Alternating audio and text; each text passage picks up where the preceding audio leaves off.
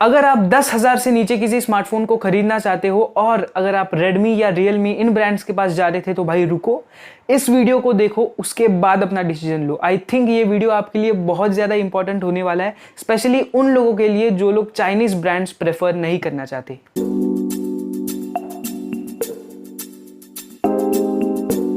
Hello and welcome to yet another episode of the tech panel. मेरा नाम है अक्षत वैद्य। सबसे पहले मैं आपको बता दूं कि अगर आपको डिटेल में ये जानना है कि कौन सा ब्रांड चाइनीज है, कौन सा नॉन चाइनीज है, किस स्मार्टफोन ब्रांड का ओरिजिन किस कंट्री से है, कौन से स्मार्टफोन्स अच्छे हैं, बुरे हैं, सस्ते हैं, महंगे हैं, कौन सा स्मार्टफोन हमें खरीदना चाहिए, कौन सा बिल्कुल भी नहीं खरीदना चाहिए, तो इन सभी चीजों के बारे में मैंने डिटेल में एक वीडियो बनाई हुई है। आई बटन पे वो वीडियो झलक रही होगी। मैंने लगभग 20 ब्रांड्स के बारे में डिटेल में जानकारी दी है आपको।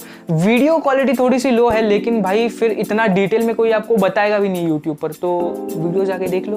तो भाई Redmi 9 ये जो स्मार्टफोन है ये 10,000 के जस्ट नीचे वाले सेगमेंट में आता है, मतलब 8-9 हज़ार के बीच। और अपने कंपटीशन में जितने भी स्मार्टफोन्स थे, मतलब जब ये लॉन्च हुआ था तब थोड़े से बेटर स्पेक्स के साथ में ये लॉन्च हुआ था, लेकिन अभी कुछ दिन पहले इसका एक कॉम्पिटिटर आ चुका है। मोटो ने लॉन्च किया अपना Moto E7 Plus, जो कि लगभग इसी प्राइस पॉइंट पर आता है। और एक कमी बताऊं तो यार इसमें 64 GB कम स्टोरेज मिल जाती है, लेकिन मैं स्टिल कहूंगा कि it's better to have a Moto E7 Plus rather than a Redmi 9। मैं 3 गुड रीजंस आपको दे सकता हूं क्यों आपको देखना चाहिए Moto E7 Plus की तरफ। देखो, 3 रीजन से पहले सबसे बड़ा एक रीजन है, Redmi एक चाइनीज ब्रांड है और मोटोरोला एक नॉन चाइनीज ब्रांड है। एंड आई एम श्योर आप में से जितने भी लोग देख रहे होंगे उनमें से 90 to 95% लोग यही चाहते होंगे कि भाई वो चाइनीज स्मार्टफोन्स ना खरीदे। और अभी तक आपको जितने भी ऑप्शंस मिल रहे थे ना फोन्स के इस प्राइस सेगमेंट में अंडर 10K में, वो ज्यादातर चाइनीज ही थे। और I think Moto E7 Plus एक बेस्ट नॉन चाइनीज ऑप्शन होगा आपके लिए। Okay, so now let's start with the 3 reason. सबसे पहला जो रीजन है जिसकी वजह से मैं आपको बोलूंगा कि भाई मत लो Redmi 9,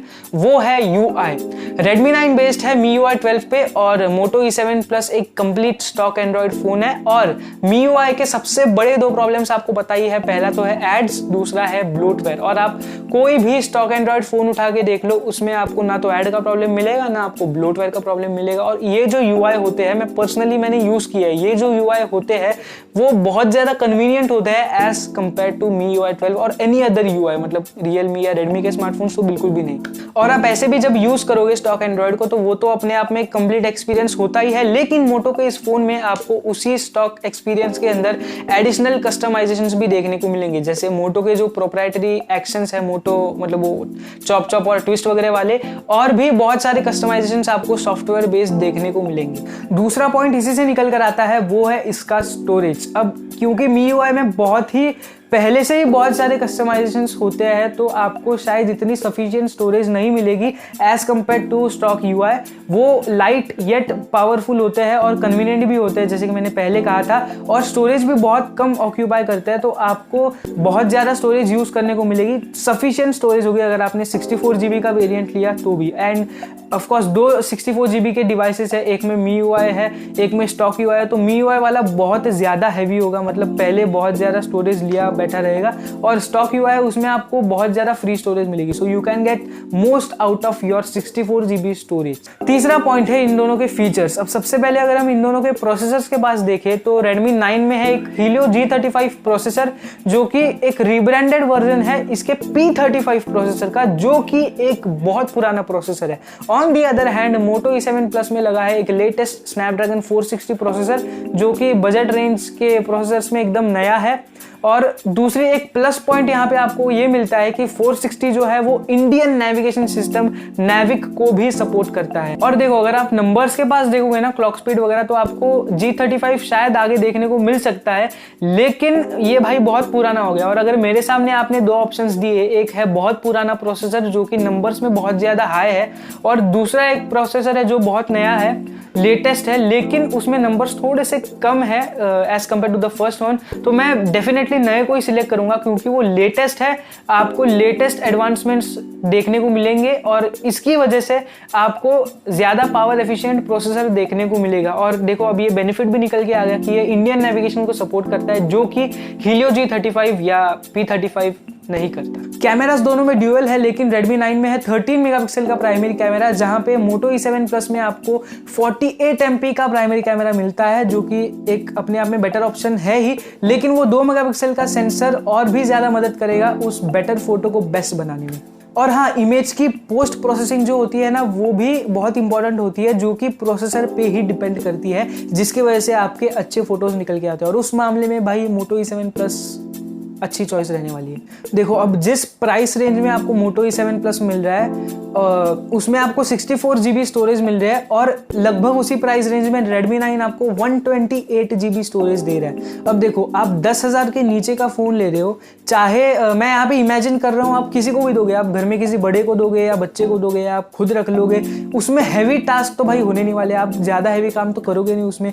और अगर करोगे भी तो भाई मैं अपना एग्जाम्पल आपको दे देता हूँ। ये है मेरा Mi A2, इसमें भाई 2 साल पुराना प्रोसेसर लगा हुआ है, और अभी मैं इसमें heavy content consumption, heavy gaming, heavy video editing, मतलब मेरा यूजेज जो है वो बहुत ज़्यादा हैवी होता है, और अभी तक मेरे को इतना खास फर्क नहीं पड़ा है उसमें, मतलब जो परफॉर्मेंस है उसमें ज़्यादा खास फर्क मेरे को पड़ा नहीं है। हाँ, अभी कुछ दिन पहले मेरे को COD खेलते हुए धीरे धीरे अभी बहुत ज़्यादा लैग्स देखने को लगे, क्योंकि ऑब्वियसली प्रोसेसर 2 साल पुराना है। लेकिन Moto E7 में प्रोसेसर नया है, तो मेरे ख्याल से मुझे अभी तक दिक्कत नहीं आई इस फोन में, तो आपको उस फोन में भी मेरे ख्याल से दिक्कत नहीं आनी चाहिए। जहां तक स्टोरेज की बात है, तो आई थिंक 64 GB आपके लिए मोर देन इनफ रहेगा। आप मेरा ही देख लो, मेरे बहुत ज़्यादा हैवी यूजेज होता है फ़ोन का, प्लस इसमें बहुत ज़्यादा ऐप्स, फाइल्स, फोटोज़ वगैरह है। इसमें टोटल अभी 80 to 85% स्टोरेज मेरा भरा हुआ रहता है, और वो भी बाद में निकल जाता है। अगर मेरे को फ्यूचर में कुछ पसंद नहीं तो मैं उसको वहाँ पे डिलीट कर देता हूँ, तो और स्टोरेज क्लियर हो जाती है। फिर भी अगर आपको ज़्यादा स्टोरेज चाहिए तो आप SD कार्ड लगा के स्टोरेज बढ़ा सकते हो, और 64 GB एक्स्ट्रा स्टोरेज के लिए क्वालिटी को कॉम्प्रोमाइज़ करना सेंस नहीं बनता ना। जो लोग चाइनीज फोन्स नहीं खरीदना चाहते उनके लिए तो भाई एक तरीके से गिफ्ट ही है ये Moto E7 Plus, क्योंकि कुछ फोन्स ऐसे रहते हैं जो चाइनीज तो नहीं रहते लेकिन वो इतने खास भी नहीं रहते, लेकिन Moto E7 Plus अच्छा भी है और नॉन चाइनीज भी है, तो ये बहुत ही बेनिफिशियल डील हो सकती है Moto E7 Plus की 9,499 रुपीज में। और बाय द वे आज सेल पे भी जा चुका है। मेरे ख्याल से आपको ये क्लियर भी हो गया होगा कि 10,000 रुपए के नीचे अगर आप कोई स्मार्टफोन खरीद रहे हो तो आपको क्या क्या चीजें ध्यान में रखनी चाहिए। अगर आपके मन में कोई ऑप्शन है बेस्ट स्मार्टफोन्स अंडर 10K के, तो भाई नीचे कमेंट में लिख डालो, लोगों को भी बताओ, मुझे भी बताओ। और अगर आपको ये वीडियो अच्छी लगी तो लाइक ठोको, शेयर करो ज्यादा से ज्यादा लोगों के साथ, और चैनल पे नए हो तो सब्सक्राइब करो और बेल आइकन को प्रेस करो, ताकि इस चैनल के सभी अपडेट्स और नोटिफिकेशंस आपको सबसे पहले मिलते रहे। इसके अलावा आप मुझे फेसबुक और इंस्टाग्राम पर भी फॉलो कर सकते हो @Akshat Vaidya, and stay connected. Until next time, good bye.